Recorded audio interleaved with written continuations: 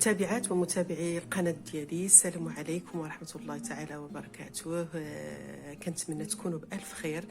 اليوم وتحت الطلب جبت لكم واحد الوصفة رائعة وناجحة ومجربة ديال السعال اللي كنسميو الكحة، وكذلك أمراض الصدر والشعيبات الهوائية، وكذلك أمراض الحلق.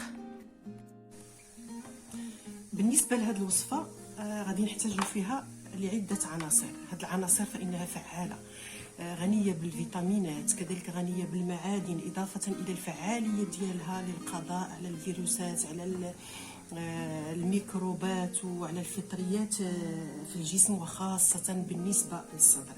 غادي نحتاجوا الشريحه او ما يسمى بالتين المجفف، والتين المجفف راه كنعرفوا عنده فوائد كثيره. وكذلك غادي نحتاجوا الحريقه او القريص، هي الاخرى فانها عندها واحد الدور فعال في تنقيه الجسم من السموم. وغنحتاجوا كذلك الزعتر البري، ولا كنسميوه الزعتر البلدي، اللي عنده واحد الدور كبير في كيخلص الصدر من داك من المخاط، وكذلك كيلين لينا الصدر. ثم غادي نحتاجوا الى الثوم الاحمر، والثوم الاحمر كنعرفوه فانه يعتبر مضاد حيوي للجسم، وبالاخص عنده فعاليه كثيره وكبيره بالنسبه للصدر. ثم عندنا غادي نحتاجوا لزيت الزيتون اللي غادي نستعملوه في هذه الخلطه وفي هذه الوصفه، وكذلك ماء.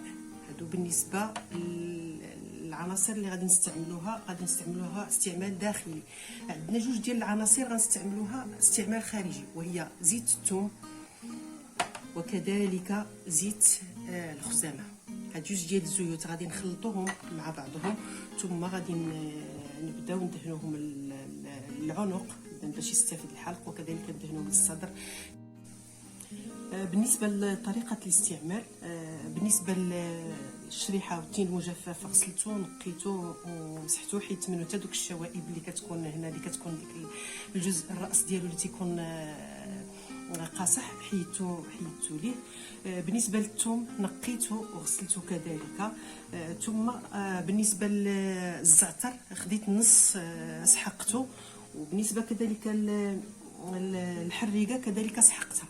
اذا الطريقه ديال الاستعمال، كناخذوا هاد الشريحه او التين المجفف وتنفتحوه من الوسط وتنحلوه هكا، وكناخذوا قليل من الزعتر كنحطوه لداخل ديال الشريحه، وكناخذوا كذلك واحد القليل من الحريقه وكنديروه لداخل، وكناخذوا واحد الثوم، واحد الفص ديال الثوم، وكندخلو في هذيك الشريحه.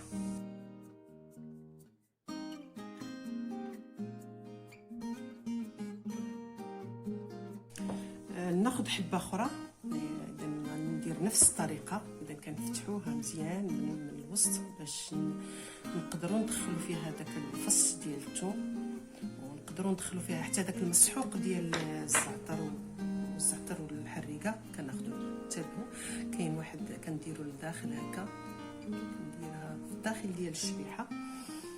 كناخذ كذلك حتى شويه ديال الحريقه مره اخرى، كناخذ فص ديال الثوم هو، وكندخلوه في هذه الشريحه، وبعنايه كبيره كنحاول نسد عليه بحال هكا، وكنحطو جانبا. ندير واحد تجربه اخرى كذلك.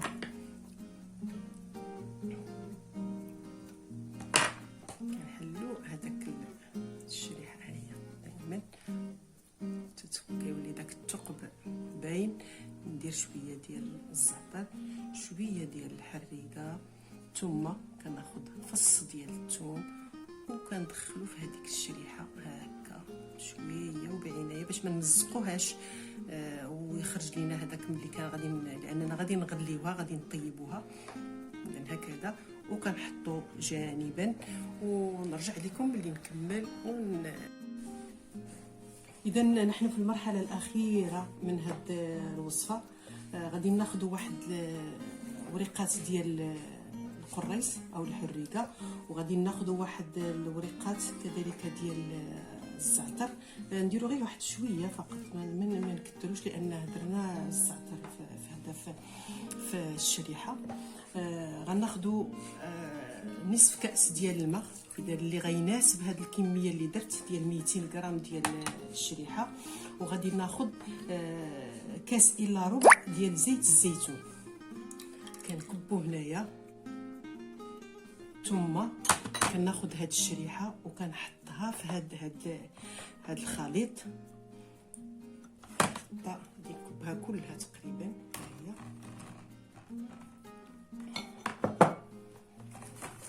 الخليط اللي حصلنا عليه. اذا غادي دابا نحطها فوق النار، غنخليها على نار هادئه حتى داك الماء يسكف، ما يبقاش هذاك الماء، غيبقى لينا غير الزيت بوحدو باش بداو ناخذوا، باش غادي نبداو نستعملوا هاد الشريحه. كتاخدي واحد الشريحه قبل النوم وكتاخدي معلقه ديال الزيت، لانه حتى هو مفيد مع فيه الاعشاب. ها هي الوصفه ديالنا فوق النار، ها هي كطيب. اذا غادي نخليوها واحد المده على ما سكف الماء ويبقى غير الزيت بوحدو، والثومه كذلك غادي يطيب ونطفيو عليه والى التقديم ان شاء الله. ها هو الشكل النهائي ديال الوصفه ديالنا. ها هو مع طابت الشريحه معمره بالثومه وبالزعتر وبالحريقه. هي طابت، كبيناها في هذه القرعه. اذا بعد ما صفيناها خليناها حتى سكفات مزيان، هي ما بقاش فيها الماء، وصفيناها في هذيك القنينه. هي بقى في هذه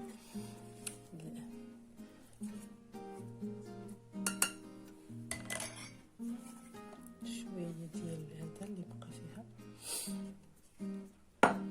كتجي معلكه ومعسله وزوينه، وكيبغيوها الاطفال لا الكبار ولا الصغار، كتعجبهم. علاش؟ حيت كيولي فيها النسمه ديال الشريحه والنسمه ديال الزعتر وديال الحريقه غزاله وزوينه.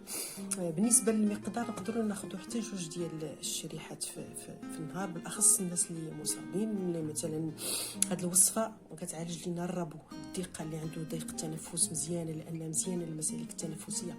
كذلك السعال، الكحه